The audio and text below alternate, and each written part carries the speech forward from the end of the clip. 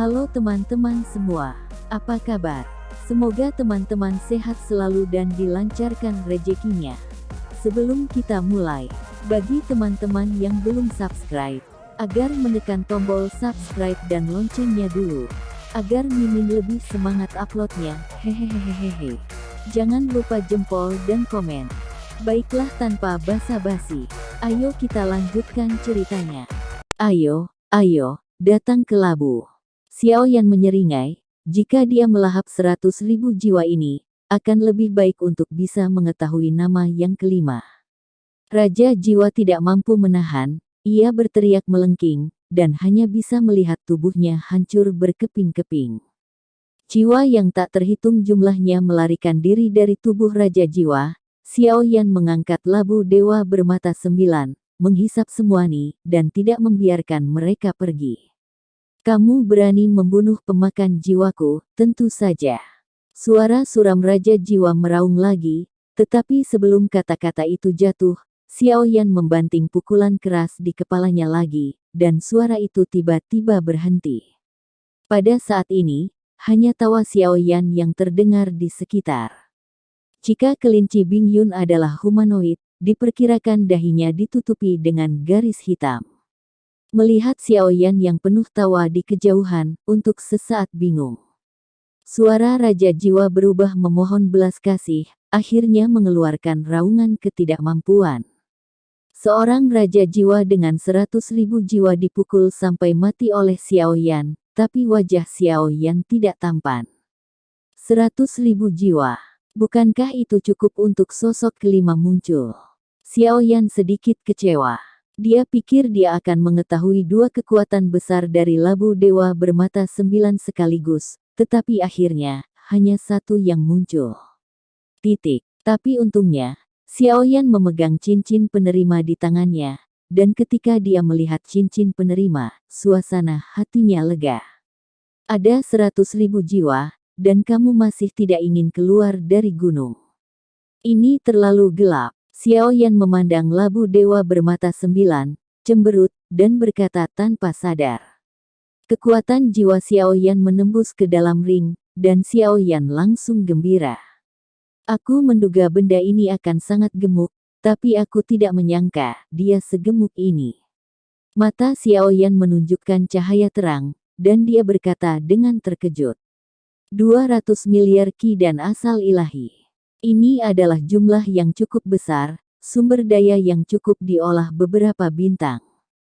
Xiaoyan juga tertawa, dan telah memasukkan semua 200 miliar pil ki asal ilahi ke dalam cincinnya sendiri. Selain itu, ada banyak bahan dan serba-serbi yang berguna di dalam ring, ada banyak latihan dan keterampilan bertarung, tetapi Xiaoyan tidak tertarik dengan hal-hal ini. Namun, ketika Xiaoyan sedang mengobrak-abrik cincin koleksinya, tiba-tiba tertarik dengan sesuatu, dia melihat kilatan cahaya di tangan Xiaoyan, dan sebuah botol giok muncul di tangannya. Ini, mata Xiaoyan menyipit, wajahnya semakin serius. Segera membuka botol giok, ada setetes darah emas di botol giok. Darah Yuanshen. Petik 2. Xiaoyan sangat gembira ketika dia melihat ini. Tetesan darah Yuanshen ini mungkin tidak memberikan banyak peningkatan pada avatar Yuanshen, tetapi penampilan darahnya dapat menjelaskan sebuah masalah. Mungkin benar di dalam jurang maut, dewa asli itu ada. Xiaoyan mengambil setetes darah esensi Yuanshen ini, Xiaoyan tidak membiarkan klon Yuanshen mengambilnya. Sekarang setetes darah esensi Yuanshen ini muncul, Xiaoyan memiliki kepercayaan diri untuk menjelajah lebih jauh di sini. Setelah Xiaoyan dengan hati-hati mengumpulkan darah Yuanshen, dia mencari cincin koleksi Raja Jiwa untuk melihat apakah ada petunjuk, tetapi tampaknya selain setetes darah Yuanshen ini, tidak ada objek yang berhubungan dengan Genshin Impact. Secara keseluruhan, masih ada beberapa keuntungan. Xiaoyan telah memusnahkan pemakan jiwa, dan saya khawatir itu tidak akan begitu mulus untuk terus masuk jauh ke dalam jurang. Ketika Raja Jiwa benar-benar dimusnahkan oleh Xiaoyan, ada banyak suara mendesis dingin di kabut tebal, dan kulit masing-masing berubah secara dramatis. Anda harus tahu bahwa di jurang ini, kehidupan apapun mungkin lebih hina daripada rumput liar, tapi tak seorang pun dari Soul Eater berani menyentuh mereka. Belum lagi membunuh Raja Jiwa dengan 100.000 jiwa. Salah satunya adalah mereka tidak memiliki kekuatan untuk melawan para Soul Eater. Yang kedua adalah bahwa ada Soul Eater di jurang yang bahkan lebih menakutkan dari Soul King. Jika Anda ingin bertahan hidup di sini, tidak bijaksana untuk memprovokasi Soul Eater.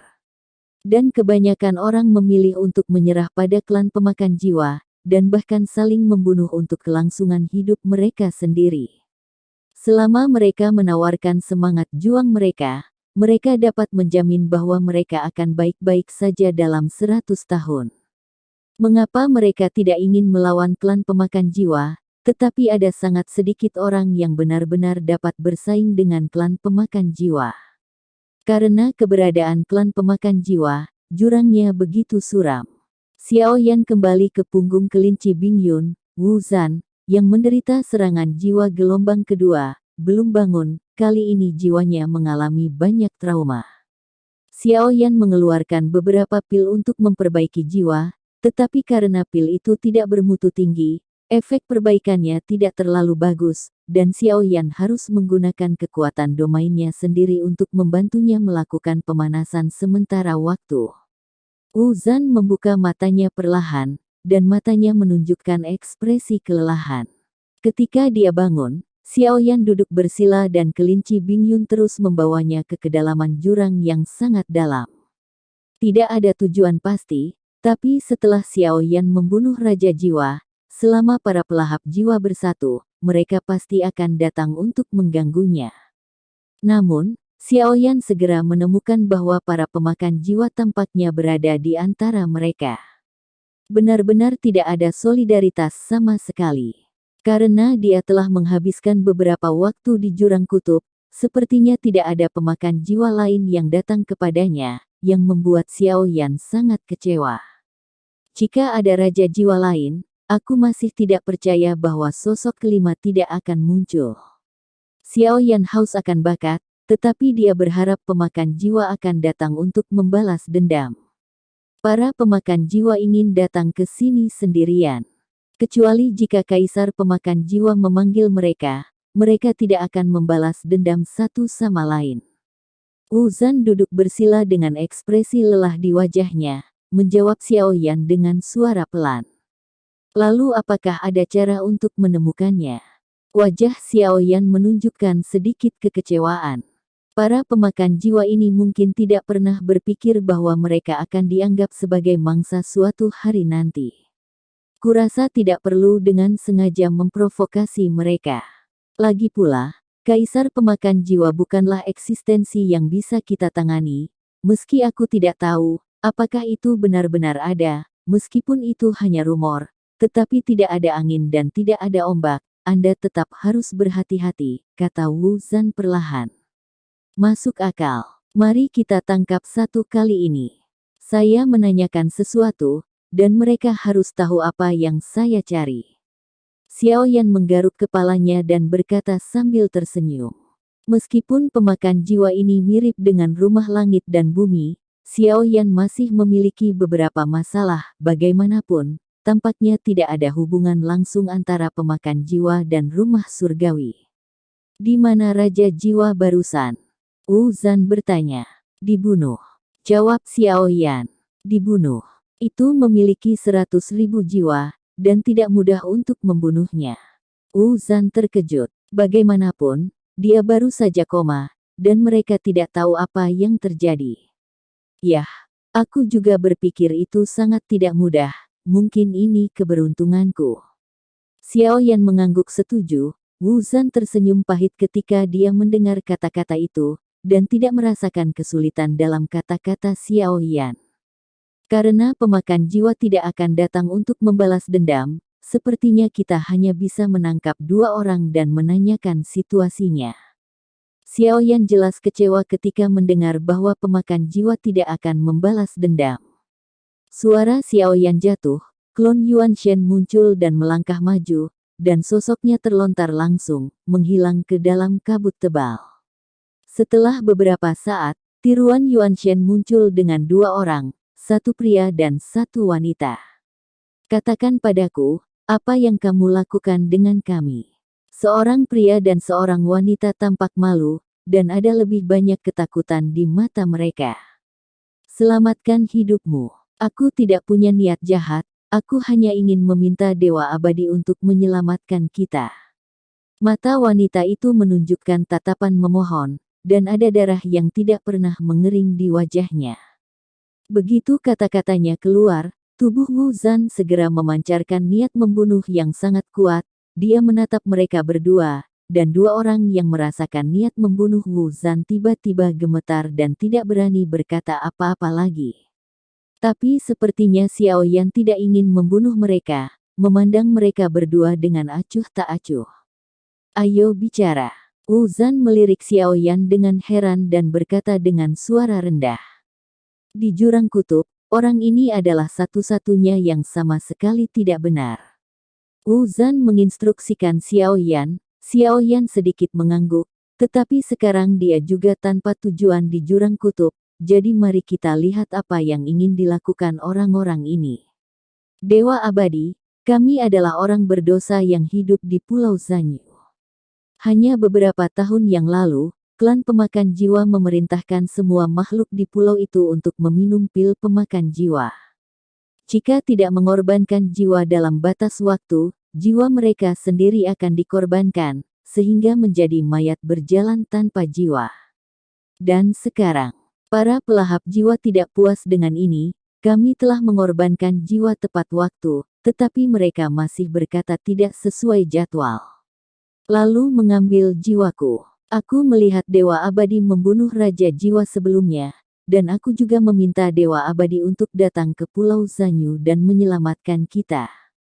Wanita itu gemetar dan tidak berani berbicara, dan pria di sampingnya gemetar dengan suara serak. Mata Wu Zan sedikit menyipit ketika dia mendengar kata-kata itu, tetapi Xiao Yan tidak berbicara. Xiao Yan menatap keduanya yang tampak malu, dan terdiam beberapa saat.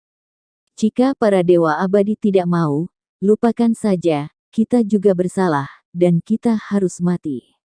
Wajah pria itu pucat, seolah-olah dia telah menerima nasibnya. Wanita itu terisak-isak, dan mereka berdua sepertinya tidak memiliki petunjuk apapun dari permukaan. Apa kekuatan para pemakan jiwa di Pulau Zanyu? Xiao Yan bertanya. Mendengar kata-kata itu, pria itu tiba-tiba mengangkat kepalanya, dan menatap Xiao Yan, matanya tiba-tiba bersinar seolah melihat harapan. Raja Jiwa juga memiliki 100.000 jiwa. Dengan kekuatan Dewa Abadi, dia akan dapat dengan mudah melenyapkannya. Pria itu menjawab dengan tergesa-gesa, menatap mata Xiao Yan. Setelah Xiao Yan merenung sebentar, dia menatap pria itu dan berbicara dengan lembut. Mari kita memimpin. Pria itu memandang Xiao Yan dan tertegun. Dia menunjuk Xiao Yan dan alisnya sedikit berkerut. Baru saat itulah dia menyadari bahwa apa yang dia dengar itu benar. Oke, Dewa Abadi akan datang bersamaku. Pulau Zanyu tidak jauh dari sini, dan kita dapat mencapainya dalam sekejap. Pria dan wanita itu segera memimpin jalan di bagian depan, dan sepertinya ada harapan. Xiao Yan duduk bersila, dan Wu Zan berbisik di samping Xiao Yan. Hati-hati, orang ini adalah hantu. Melihat Xiao Yan tidak tergerak, Wu Zan berpikir bahwa Xiao Yan tidak mempercayainya, dan berkata, saya telah tinggal di Jurang Kutub selama hampir ratusan tahun. Meskipun ada banyak pulau di sini, aku belum pernah mendengarnya. Tidak apa-apa, aku ingin melihat apa yang akan mereka lakukan. Xiao Yan segera tertawa, tidak menyetujui ini. Mengenai mentalitas tidak setuju Xiao Yan, Wu Zan hanya bisa tertawa getir. Xiao Yan tidak takut, apa yang Wu Zan takutkan, tetapi sepertinya memang demikian, tetapi Wu Zan tidak bisa menahan perasaan sedikit khawatir. Di atas 100.000 Raja Jiwa, masih ada jutaan Raja Jiwa. Jika aku bertemu Raja Jiwa, aku tidak akan memiliki kesempatan untuk bertarung dengan kekuatan jiwaku, dan serangan jiwa mereka akan beberapa kali lebih kuat daripada 100.000 raja jiwa. Petik 2. Orang-orang ini semua adalah budak dari klan pemakan jiwa. Mereka telah menjual jiwa mereka, dan apa yang mereka lakukan sekarang kemungkinan besar akan membawa kita ke klan pemakan jiwa. Wu Zan menganalisis. Xiaoyan mengangkat alisnya ketika dia mendengar kata-kata itu. Yah, kedengarannya serius. Xiaoyan mengangguk. Meskipun nadanya sangat khawatir, ekspresi wajahnya mengkhianati perasaannya yang sebenarnya. Dapat dikatakan bahwa dia tersenyum sangat bahagia, seolah-olah dia sangat ingin bertemu kaisar jiwa. Wu Zan untuk beberapa saat kehilangan kata-kata. Dia berhenti berbicara dan memilih untuk tetap diam. Dia tidak tahu Xiaoyan sebagai pria yang kuat. Tampaknya semakin serius dia menggambarkannya, semakin bersemangat Xiaoyan. Wu Zan tidak mengerti apa yang dipikirkan Xiaoyan. Dia juga tidak bisa memahami kekuatan Xiaoyan, meskipun dia secara kasar bisa melihat bahwa ada klon. Wu Zan, tidak bisakah Anda sampai di sana? Xiaoyan bahkan membuat suara tidak sabar dan bertanya kepada dua orang di bagian depan. Pria dan wanita yang memimpin di depan segera menoleh dan tersenyum pahit, dan menjawab dengan hormat, itu tepat di depan.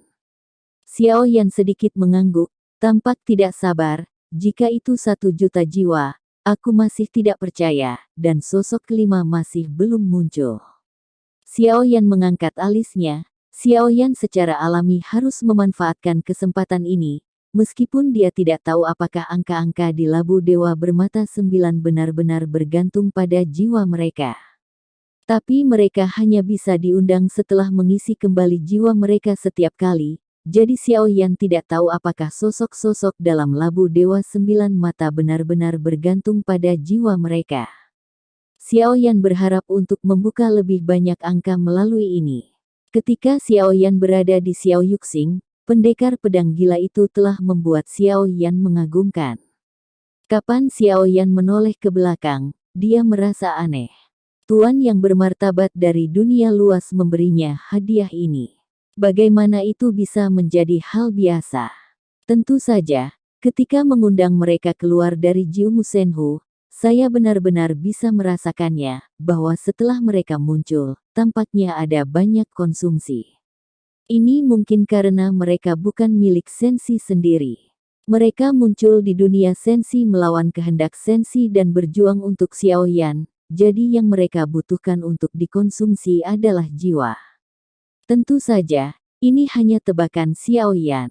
Apakah itu benar atau tidak? Kita masih harus bertanya kepada orang-orang kuat di Labu Dewa Bermata 9 ini untuk mencari tahu. Sayangnya, level musuh di sini tampaknya sedikit terlalu tinggi, dan sepertinya tidak ada kesempatan atau tempat bagi dewa untuk berkultivasi. Xiaoyan bergumam di dalam hatinya, tetapi mampu membuka 9 mata God, atau meningkatkan klon dewa asli, sebenarnya cukup baik. Selain itu, tepat setelah memasuki tempat ini, Origin Qi yang kaya di Pulau Xuanlei adalah tempat yang baik untuk berlatih. Dibandingkan dengan jurang maut, pasti ada banyak tempat seperti itu. Bisakah Pulau Zanyu kaya akan Origin Qi? Pada saat ini, Xiaoyan bertanya kepada mereka berdua lagi, terlepas dari